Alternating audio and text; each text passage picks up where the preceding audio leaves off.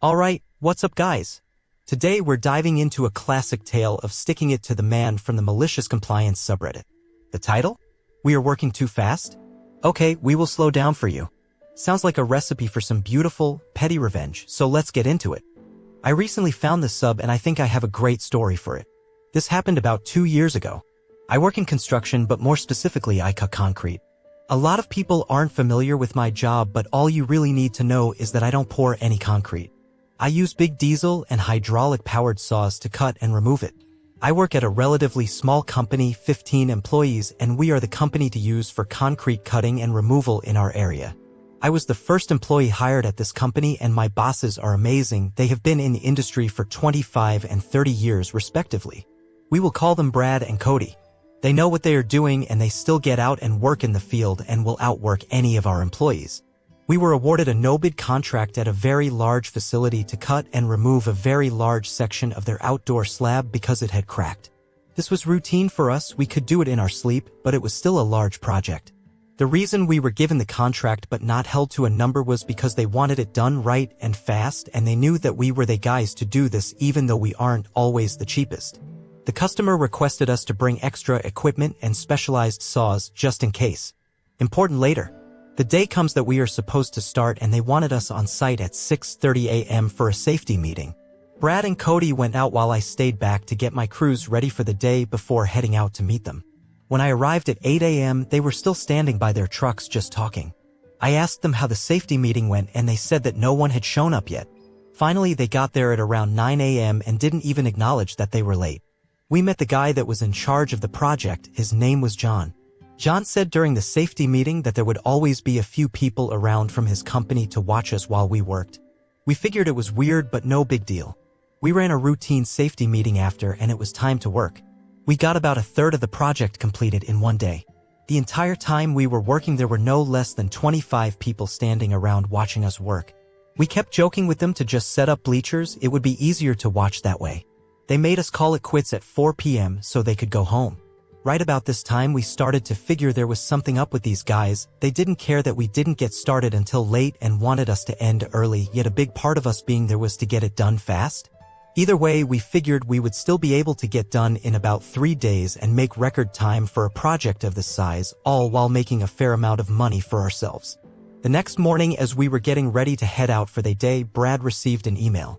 It said, while we can tell that X company are master operators with their machines, we feel as if they are operating in an unsafe manner by running multiple machines at once and request that they slow down to maintain safe working conditions. They also didn't try to make sure our supervisors felt that they were safe throughout the day. Brad was pissed. We were called in to get things done fast and not once had we done a single thing that could be considered unsafe. When we got to the job that day for the safety meeting, Brad had changed from "screw these guys, they don't know anything about what we are doing" to "okay, we are too fast. We will slow it right down for them." At the safety meeting, John, same guy who sent us the email, looked at us and said, "Okay, everyone knows what we are doing, let's get it done." He tried to end the safety meeting with that, but that's when my boss spoke up. He said, "Hold on, since no one is man enough to tell us in person and just want to hide behind their emails, let's get this straight.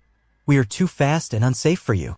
John became visibly uncomfortable and stammered out, "Well, there was a lot of people standing around and watching you yesterday, and I just felt that someone would get hurt if they decided to get closer to watch. I had set up safety cones with red danger tape strung between it and told no one to cross. We had taken proper safety precautions. If they didn't feel comfortable to have that many people watch, then don't have that many people standing, watching, and doing nothing." All Brad said was, "Okay, we will be real slow, and if someone crosses our line, we shut the site down for an hour for another safety meeting." Time for the malicious compliance. We started up for the day. Something to note about our saws, tractors, and other heavy equipment is that we have the ability to turn up the idle, or in other words, we can turn up or down the speed of the motors, so instead of everything moving normally and how it should, which is fast, everything is moving at turtle speed. Brad told us all that if we ever sped up our machines that he would kick us off the job, even Cody, his business partner. I was cutting with our saw while Cody was in the excavator to remove the pieces that I cut. Brad was in the skid steer to haul the pieces to the dump truck. I would cut the concrete into a 6-foot by 6-foot piece, which would normally take me about 20 to 30 minutes. It was taking upwards of 3 hours for one piece. After I would cut, Cody in the excavator would turn his machine on, slowly turn and stop. Extend his bucket. Stop. Lower the bucket. Stop. Tilt the bucket. Stop. Pick up the piece. Stop. Turn. Stop. Drop the piece. Stop. Shut off his machine. All without idling up. Then Brad would start his machine and repeat the same process to load into the dump truck. You get the point, it was painfully slow. After the first piece was ready to be pulled out and Cody started the process, John, who was just sitting on the sideline pale-faced, crossed my line to ask if we were really serious. At that point, Brad screamed, "Shut down." And we all stepped away for an hour for a safety meeting. John crossed the line 3 times in the first day and 8 times total throughout the project. His employees never once crossed the danger line. Effectively, John was the only one he should have been worried about in his email about getting too close and being in danger. John kept saying, "No way, you guys are being serious. What happened to what you were doing yesterday? You were so much more efficient." Brad just said, "I have in writing that you felt unsafe, so for the remainder of this project we will be operating at a safe pace." It ended up taking us 3 weeks to finish at that horribly slow pace instead of 3 or 4 days at full speed. The best part? The head of the facility came out to see what was taking us so long. We showed him the email and he agreed with what we were doing. He told us he hates John and that he's insufferable to work around. He said that the success of this project is directly tied to John's yearly bonus. He asked how much we were charging them, and we told him that per piece of equipment and truck, and saw that as one the site is being billed to them by the hour, and that John had requested that we have nearly double the amount of equipment than we actually needed or used. The facility head just laughed and said, "Fantastic, I will make sure you are paid in full, don't go easy on us with the bill." That's how we maliciously complied our way into charging about $200,000 for a job that should have realistically only been worth about $45,000. I even got a solid $20,000 bonus because Brad and Cody are fantastic bosses and knew we made a killing on that job. Update. I felt like I wanted to clarify a couple of things after reading the comments. First, yes, John tried to get us to go back to our previous working rate, but he would only ever verbally ask. My boss kept telling him, "I need that in writing and you have a deal, hell, might even save yourself some money while you're at it." But John either never understood what he was implying or really didn't want to send an email recanting his statement, believing he would look dumb for making a mistake. Second, this was a big project, bigger than what my part in it was. That being said, with how John was with us, I would seriously doubt every other aspect of the job went smooth for him. I bet they ended up with some profit, but not nearly as much as they would have without John, meaning he still probably got a bonus, just a very small one. Third, how did they have so many people able to stand around and watch for 3 weeks and not work? Well, by the end of the 3rd week there was probably only 10 people watching us by then. But this was a facility that has hundreds of people working there, so for 25 people at a time to sneak out for most of a day to watch us wasn't too big of a deal for them. They usually rotated, and if we saw someone one day, then we didn't usually see them again for about a week. Also, just another little satisfying part of the story I should have included was that Cody has had a saying since the very first time I worked with him. He says, "We aren't trying to retire off of this one single job, we are treating the customer fair." But fair isn't always cheap. After the facility head gave us the go-ahead to charge what was needed and not take it easy, Cody looked at us and said, "Yep, we are retiring off of this one." Obviously, it was more of a joke.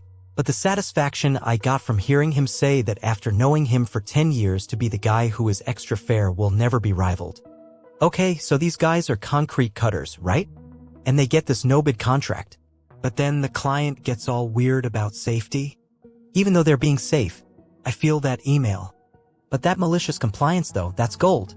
Slowing down to turtle speed, man, that's hilarious. I love how they made the client cross the safety line all the time. And the fact that it took them 3 weeks instead of 4 days? That's epic. It sucks for the client.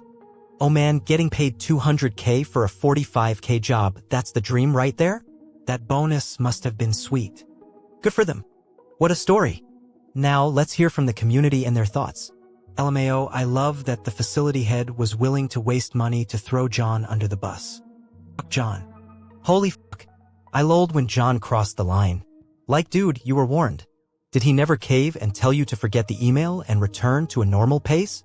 What a blockhead. He tried to tell us to, but he wouldn't put it in writing because that would be him admitting to making a mistake in telling us we were unsafe in the first place. I would cut the concrete into a 6-foot by 6-foot piece, which would normally take me about 20 to 30 minutes. It was taking upwards of 3 hours for one piece.